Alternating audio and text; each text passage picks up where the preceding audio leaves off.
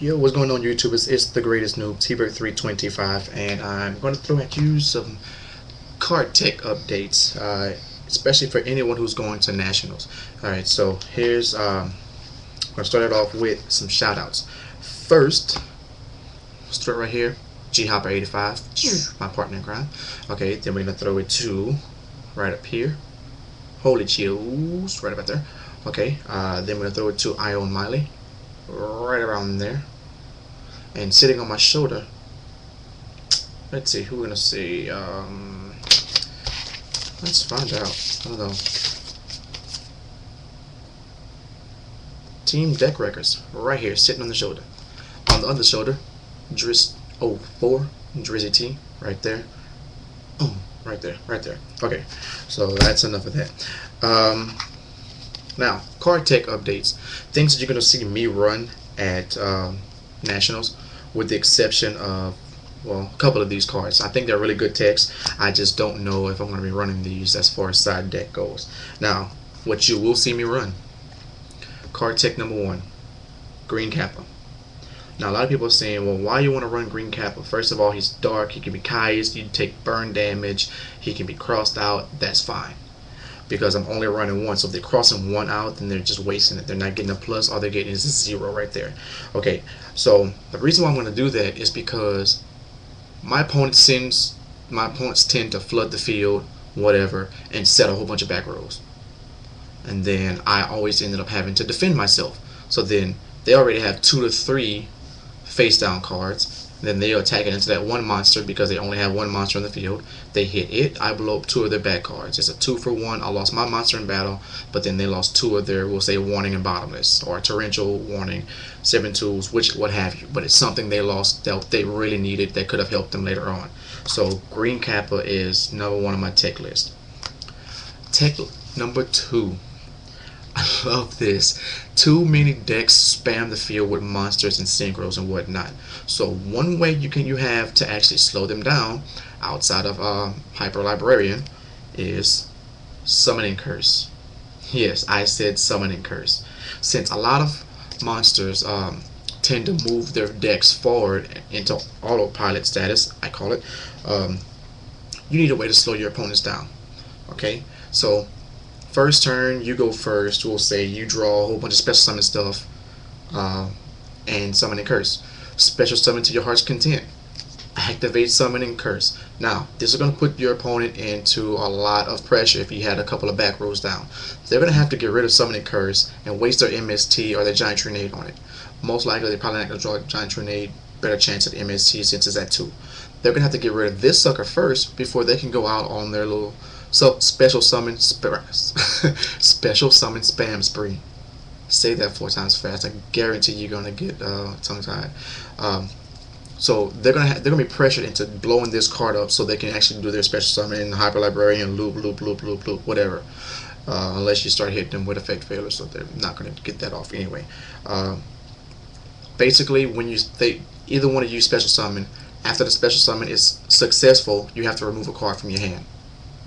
If they special summon twice, unless they had a whole bunch of magic and trap cards they can set down first and then start special summoning, then they're going to lose some cards out of their hands, which really is going to, if they start setting things back row, yeah, these two together mean, because then they'll start special summon, not removing any cards from their hand, and since they're probably traps anyway, and they go into attack the face down monster, which they assume to be a Dandelion, bam, bust up 2 cards in the back row.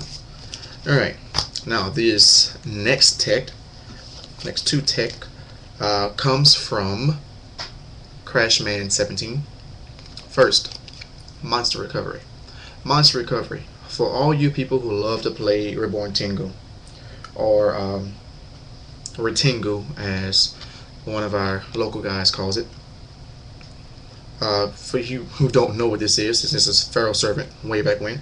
Select one of your own monsters on each side of the field and combine it with the deck. At the same time, combine your hand and deck together and shuffle the deck. Then draw the same number of cards that you put in from your hand into the deck.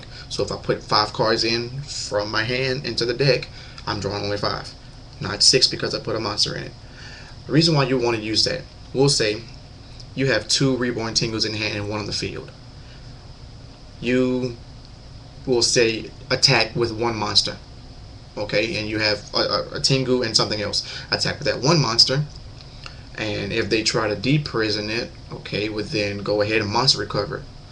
Send him back to the deck, all those Tengus back, and then you draw 5 new cards, and chances are you probably, if you shuffled well, then you won't have any Tengus in your hand. So that way, if they do go into another deep prison on the Tengu that's actually on the field, you can actually get onto the field instead of having to give away, oh, well, I can't get Tengu onto the field.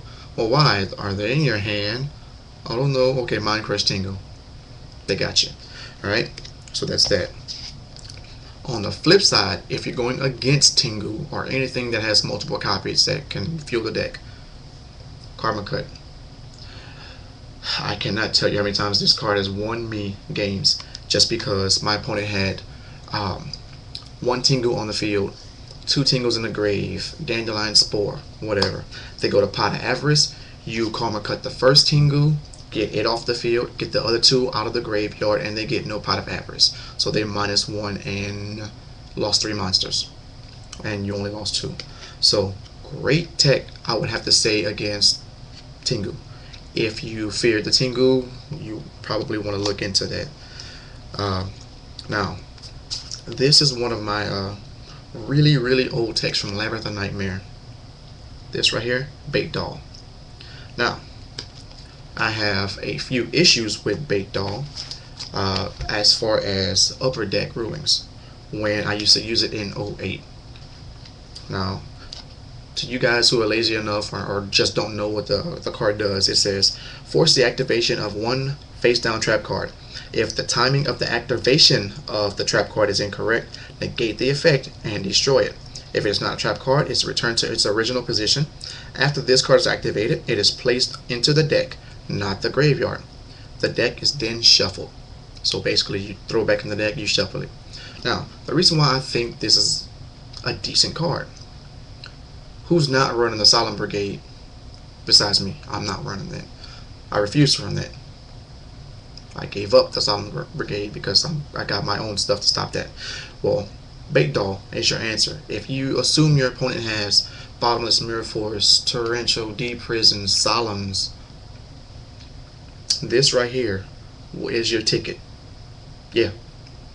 You hit one of them suckers, and they can't use any effect that says negate destruction. No Stardust, no Musakani Magatama. They cannot activate that. Do you know why? The game mechanic won't let you do it because it is unsure if the card face down will actually be destroyed. Alright, so that gets around that, so they would actually have to use their Shein to negate that if they really want to keep those cards face down. Not only that, the reason why I have a problem with this card is I was ruled previously when I first started playing the card when Solemn was at 3. Now, since I'm forcing the activation of a trap card, we get that. I'm forcing the activation of a trap card. Now, in order for the trap card to be destroyed, the trap card has to be flipped. For it to be flipped means it had to be activated. Now, if everyone knows that if you have a condition to meet or a cost to pay, you have to pay those costs in order to activate the card, even if this is forcing the activation. So I'm going to have to see what Konami says about that, so I can actually get a correct ruling, even though I've been pretty much jerked in both directions when I used to kill Solemns and burn my opponent for game with ceasefires and yeah, wave motions. So that's another one. Now, the last tech card I'm going to do for tonight is Magic Drain. Now, your opponent will most likely be playing Monster Reborn, MST, Dark Hole, and everything else under the sun that is consistent with a powerful magic card. So they're going to play that. You activate Magic Drain. Now, either they get rid of another magic card, or you're forcing them to use that 7 Tools of the Bandit or that Solemn Judgment.